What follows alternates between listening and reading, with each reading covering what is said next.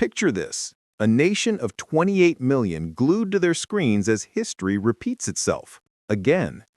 Paul Biya, age 92, the man older than most democracies, has just claimed an 8th term in office. Yes, you heard right, 8 terms. Cameroon's political marathon continues, and the same runner keeps crossing the finish line while the rest of the field keeps changing shoes. Supporters call it stability. Critics call it déjà vu. The Constitutional Council made it official, confirming Biya's victory, while the opposition shouted foul louder than vuvuzelas in a Yaoundé stadium. In a continent hungry for new voices, Cameroon just doubled down on the oldest one. So, how did this political legend manage to pull it off yet again?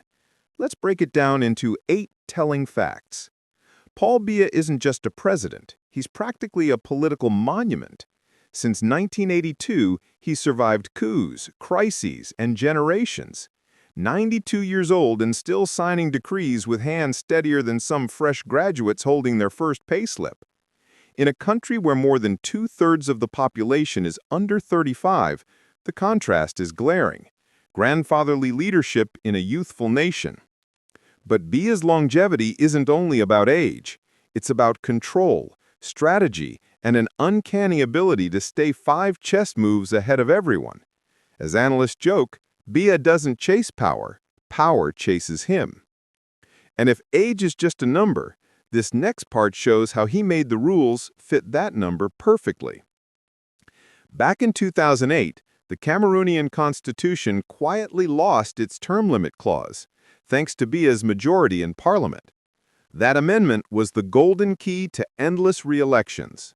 Critics said it was like deleting the finish line from a marathon. And guess what? The same runner kept running.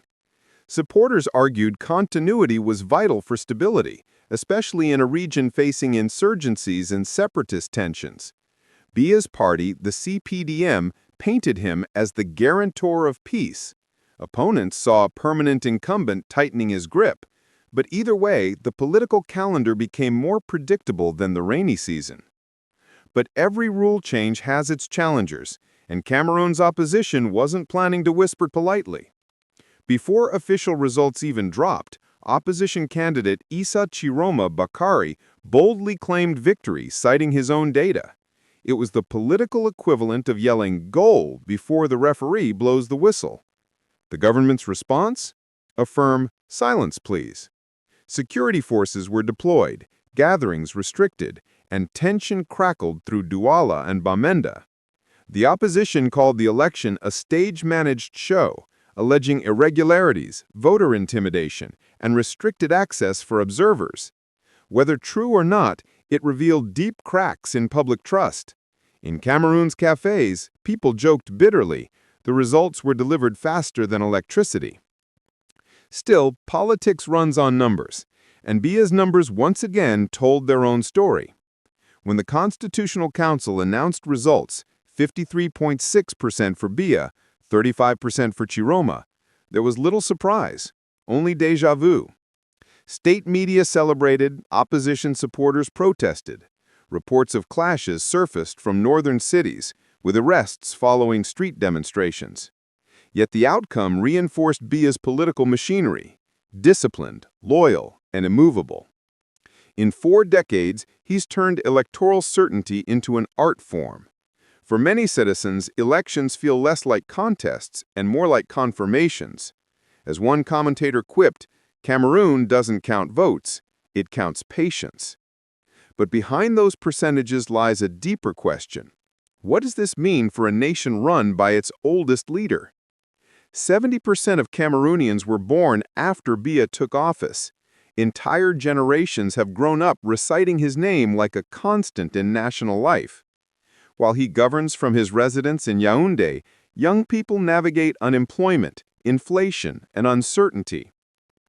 The youth watch global movements online and wonder why change moves slower than internet speeds. Yet many still respect him as the symbol of continuity. To some, he's the father figure. To others, the distant patriarch who never leaves the chair.